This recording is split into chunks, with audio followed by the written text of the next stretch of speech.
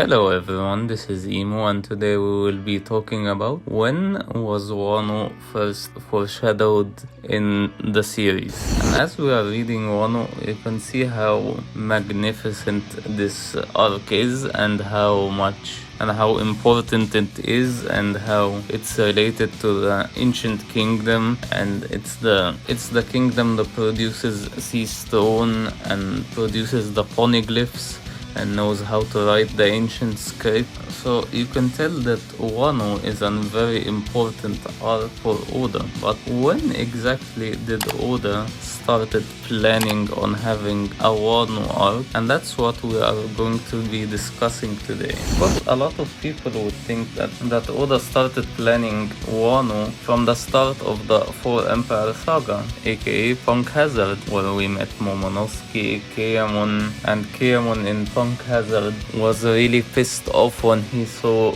a dragon that he kept hitting it a lot, and he was really pissed off when he saw Momonosuke that he turned into a dragon. So he clearly planned that Kaido would have been a dragon in Wano. But let me tell you this, I believe that Oda planned Wano even before that from a long time. You could say, yeah, Marineford. In Marineford, we could see Izu. We could see that Ace learned how to make a straw hat and made one for oars. And he said that he learned it in the Wano Kingdom. But this goes even beyond that. In the Ace flashback, Whitebeard told Ace that the 2nd Division commander position, no one had it for a long time. He didn't say since who, but he said for a long time. So I believe he had Odin in mind here, but this still goes even further. Thriller Bark. In Thriller Bark, you could see that Moria was defeated by Kaido,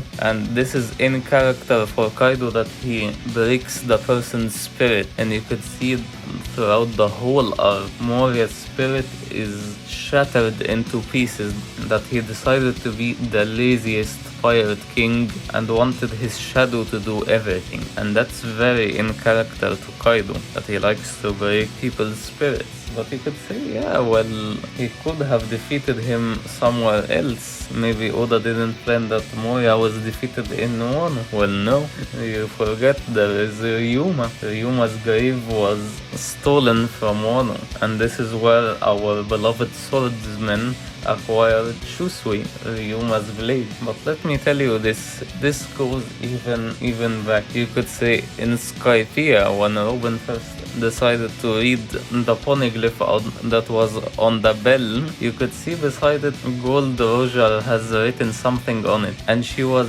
really stunned that Gold Roger knew how to write the ancient language. And I believe Oda planned from this part that Odin is the one who had written the ancient script on the gold. But let me tell you this, it goes even further. In Alabasta, an arc that is very similar to Wano, an antagonist that defeats Luffy several times until Luffy finally defeats him. The first Chichibukai that Luffy defeats, the first Yonko that Luffy defeats. There are a lot of similarities between them. The Chichibukai, since he came, the land doesn't grow anymore and doesn't have water anymore since he came. The same goes for Wano. The antagonist wanted to rule over the country instead of the actual king. Kaido also wanted to rule Wano and make it his new territory with the new Onigashima land, and he wanted to kill Orochi and rule it himself.